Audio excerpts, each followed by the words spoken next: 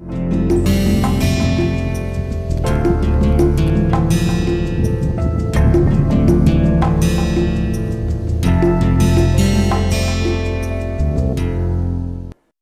welcome to our 7th week, 4th session. We are discussing marketing communication, or what we call integrated marketing communication strategy.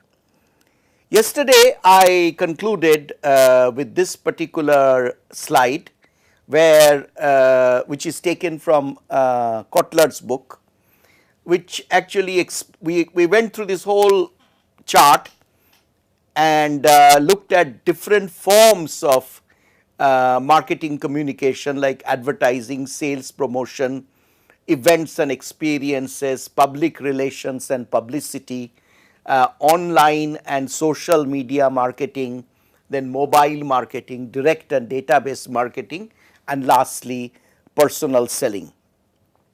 Today we would like to look at some theoretical models associated with communication in general, and then we will discuss some important theoretical understandings about marketing communication to give you a deeper understanding of why we do certain things the way we do it in our marketing communication process deployment.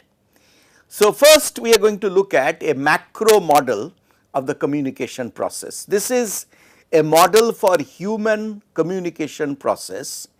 It not only applies to marketing communication, but to communication in general, whether it is communication in the classroom or communication between you and me happening right at this moment, or any occasion of human communication. So, this model shows that there are two sides, sender and receiver. So, whether in this case I am the sender, you are the receiver. It could be in the class, the teacher is the sender and somebody else is the receiver. When you are communicating with your friends, you are the sender, your friends are the receiver. So, in marketing communication, whether through an advertisement or through an advertorial or in the social media or on the TV ad or in the print ad, we have the sender, that is the organization, the company, the marketer. Now, to communicate the message, it will be encoded. Like for example, right now my message is encoded in my spoken words, in my body language. In the same way, an advertising message will be encoded in the text of the message, in the spoken words, in the way it is dramatized, the body language of the actors involved in the TV clip and so on. Then that encoded is the message which is transmitted over a media. In this case, you are actually the media is the internet, and the audio video communication is coming to you over that media. Now, when it reaches you, you will be decoding it. So, even when you are sending a letter to your friend, then you have encoded it as a written letter or as an email, then you have transmitted it over post or over internet or over a text message on the phone, and then at the receiving end the person will decode it. And there is this whole aspect of noise, and then from the receiver there will be some response feedback which will go back to the sender. Now, because human beings are involved on this side, human beings are involved on this side, human beings are involved here, there are a number of interpretations that can happen, number of subjective lens as we call it. So, what you want to say and what will be decoded and understood by the receiver, understand that there will always be a gap.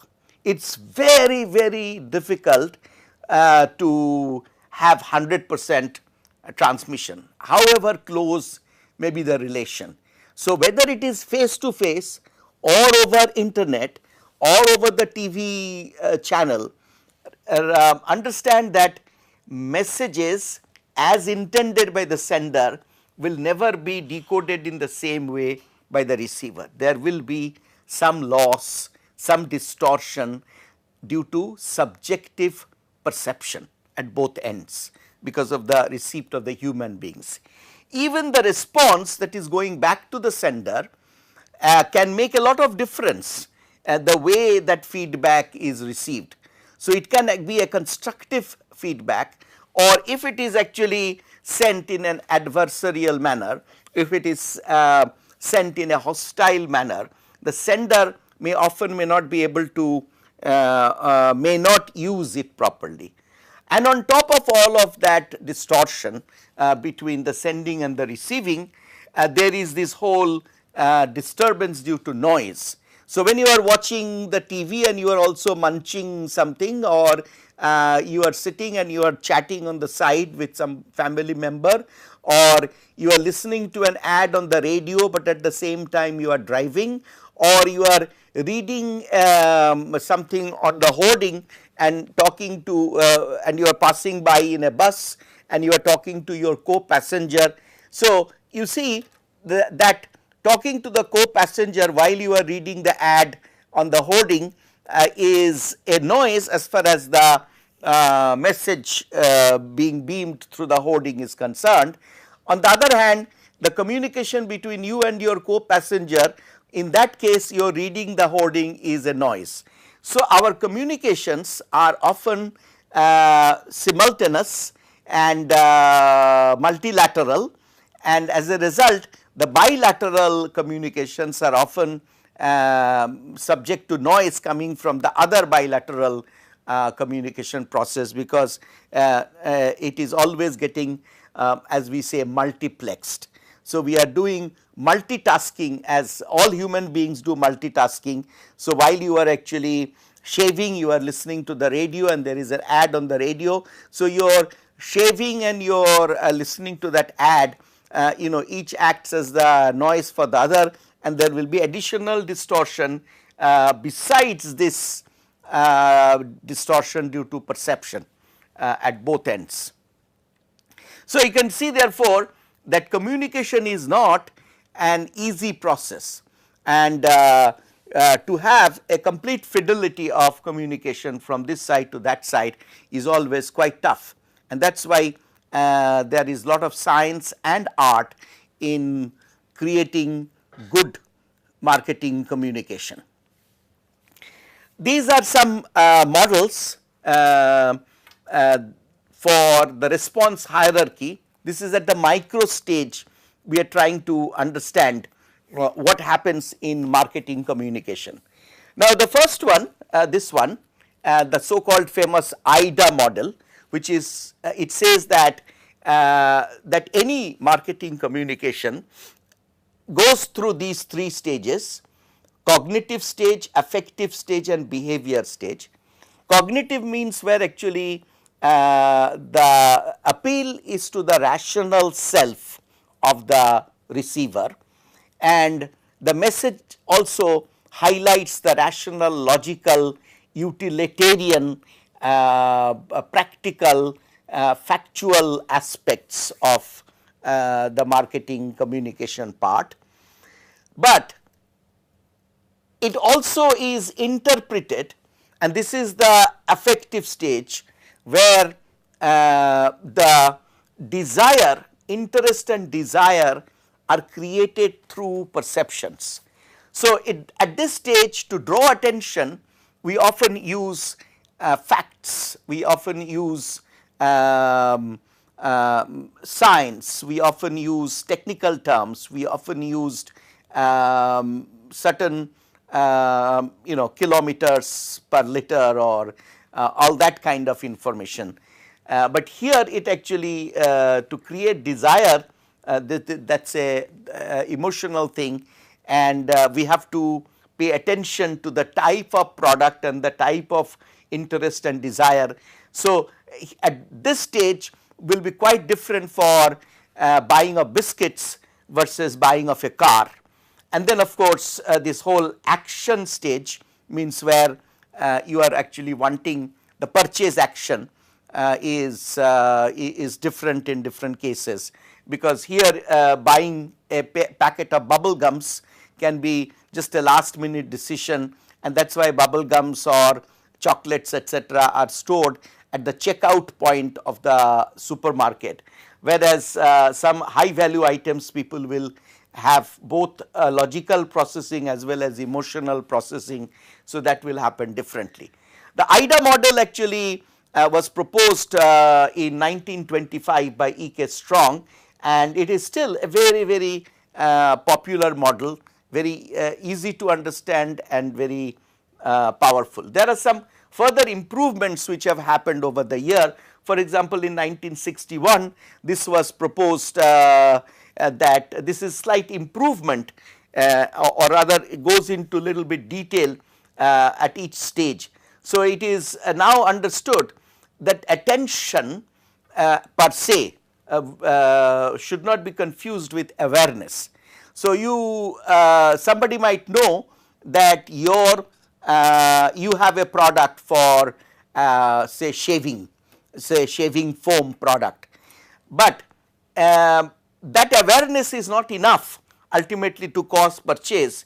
So, you need to actually also transmit through your marketing communication, transmit knowledge that Gillette shaving cream is has many better features or has many natural aspects and avoids harmful chemicals, and you can be sure about your skin health when you are using it, as opposed to some other local brands which might be competing. So, if you are an incumbent or a market leader like Gillette, then you will have to have lot of emphasis on this knowledge creation, so that new upcoming products will find a barrier. Your communication will create a barrier for your upcoming competitors.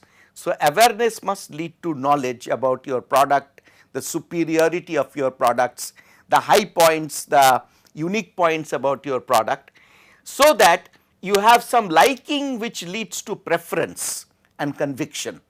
So, you can see therefore, somebody may come up now with say a new herbal shaving cream which has no chemicals, whereas Gillette also is a age old well established product, its safety etc. are well proven.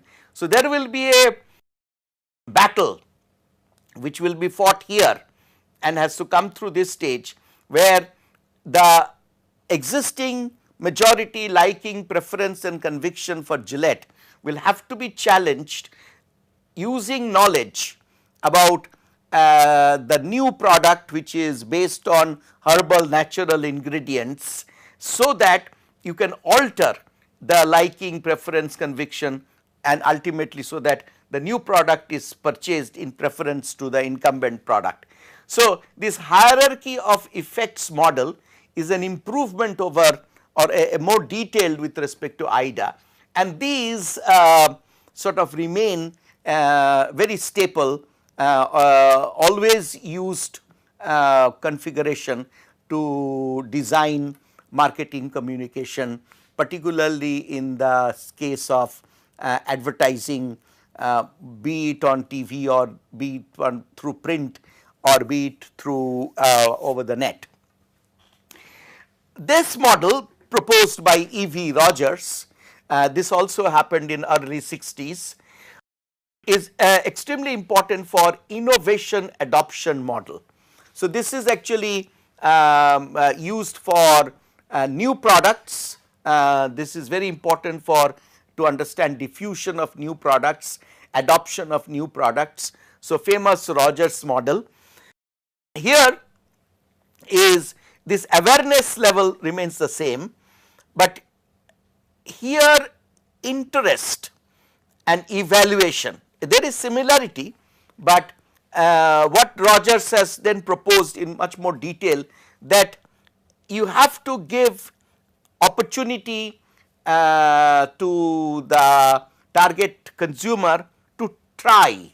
So, trialability and to some extent backward compatibility or familiarity with the way that product was earlier used. So, if you come up with a digital camera, the human interface, the man machine interface will have to remain as far as possible backward compatible. So, you cannot completely come up with a new type of clicking mechanism. So, you will see if you take an old camera and there is a shutter, and if you take a latest digital camera there will be a shutter. You will often see even a digital camera which is on your phone, when you click for the photo, there is a sound which is the like the old shutter sound of the original mechanical cameras, and that shutter sound is deliberately given so that at this stage there is a backward compatibility for the comfort of the user. And also any new product, whether food and beverage product or any new type of, say, a phone or camera, there is a lot of emphasis on giving trial opportunity.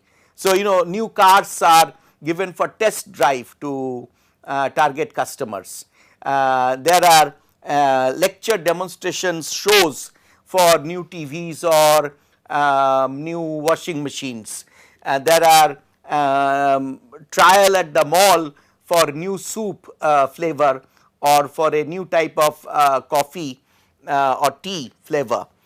So, this awareness, interest and evaluation based on trialability, based on backward compatibility, based on clear visible differentiation and advantage communicated to the customer will finally lead to adoption through trial. So, at this stage therefore, all these things like clear visible uniqueness, clear visible advantage must be created. So, there is interest and an interest to evaluate, which leads to trial and then to adoption. So, there is there are subtle differences between the hierarchy of effects model and the innovation adoption model. Those of you who are interested, and particularly those of you who are entrepreneurial or thinking of creating a new business or new product launch in the marketplace, please do read up more about the Rogers model. There are lots of material available on the net, and do read up about cases, etc. A more detailed model which can be, you say, actually this is derived from various sources. It is kind of a composite of all these models, and this you can say is now the most accepted and practiced marketing communication model, where we are looking at exposure, reception by the receiver and the cognitive response, and that definitely therefore this exposure, reception, cognitive response means we are actually looking at this message, decoding, receiver and response, this part of the communication process. And then we are looking at this attitude formation, intention, driven to intention, which is something similar to the interest and evaluation or liking to conviction. Attitude, then the intention formation. Intention means intention for purchase leading to purchase. There are different behavioral issues relating to the purchase itself, which perhaps we will discuss in another session, the consumer behavior at the purchase point. But at this moment we are discussing about communication, and our role is to, in communication our role is to stimulate interest so that an attitude is formed which creates an intention of purchase. How, having understood these different theoretical models for the response hierarchy or what happens actually in the marketing communication, we can now discuss how we will deploy So the deployment will happen that it's quite similar to the segmentation, targeting and positioning that we have discussed in general in case of marketing. So identify your target audience, this is the segmentation, and in this is then you set what marketing objectives. Are you trying to sustain interest of for an existing product which is already a leading product, you are just trying to maintain the or sustain the current interest level, or you are trying to create new interest for a new product, or you are trying to interest in your product from a market segment which earlier was not buying your product. So maybe you have been selling snacks, and so people who were health conscious were not buying your product. Now you have come up with a healthy natural snacks based on it's non-fried, non-fat, very low in cholesterol, and so you are trying to therefore identify a new target audience, and your objective is to be set that you are trying to attract them to at least try your new product. Accordingly, you will design your communication and select channels. So in this new snack product we were talking about, which is a healthy alternative to the conventional namkeen snacks, your objective is therefore to appeal to the health conscious customers, and your communication and channel, suppose you are maybe you are doing TV ad as well as then to reinforce the TV ad. So one exposure of TV followed by several exposure through the print media. So a person sees the ads on TV, and the next day morning when he or she opens the newspaper, they see reminder ads. So through different channels you will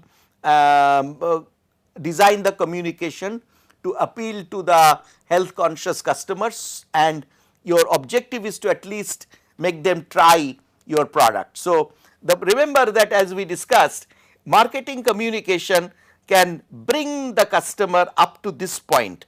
Marketing communication cannot, there will be many a slip between the cup and the lip. So after trial, final adoption, or after conviction, final purchase, there are other things that happen at the point of sale where the final purchase happens. But in marketing communication, if we can bring the customer up to this point, if we can create the desire after the evaluation, then we have done our job well. So that is what we want to achieve by target audience, set objective, design communication, select channels. Of course, then we have to have some budget, and then based on the budget we will do the media mix. If we are a new company startup, we do not have the money to go to the TV always, unless we are venture funded and we are going for the big bang. But otherwise we may often, entrepreneurs will often use, as I discussed earlier, the advertorial approach, the press conference and that sort of relationship based approach, and they will be looking for news items where the product will be talked about. So your media mix will depend on your budget. You will go for a big national exposure, or you will go for a regional, or you go for a one metro exposure based on your overall marketing objectives, communication objectives here, and your budget. And based on that you will measure your results and manage integrated marketing communication through this whole process. And measure results are done in various ways. For example, in print ads you can give coupons, giving the customer a little bit of discount, or some opportunity to participate in some raffle, or give some gift if the customer comes with the coupon for buying the product. Accordingly, you will know that which newspapers produce the maximum coupons which came back for purchase occasion, or which regions had the maximum response. So, different measurements can be made by using coupons or by using during the TV show when products are part of the reality show, then how many people call back, how many people comment on the social media on the goodness or badness of the product. These are all different types of measurements, and we often then therefore integrate this sort of return direct action from the consumer as a part of the communication process. This is now in words what I was saying: identify the target audience, set the communication objective. You have to understand, of course, the communication objectives must be based on facts. That means the need for the category, the current brand situation, what kind of brand attitude is existing and what kind of brand attitude you want to improve upon or create newly, and all that. So, brand, as we had discussed before, at that time also we discussed that how close it is with this marketing communication deployment, and that is what we are discussing on this slide. So, I will take up tomorrow the next part, which is the creative strategy in marketing communication and how it should be linked to the message strategy and message source. We will discuss that tomorrow. Thank you.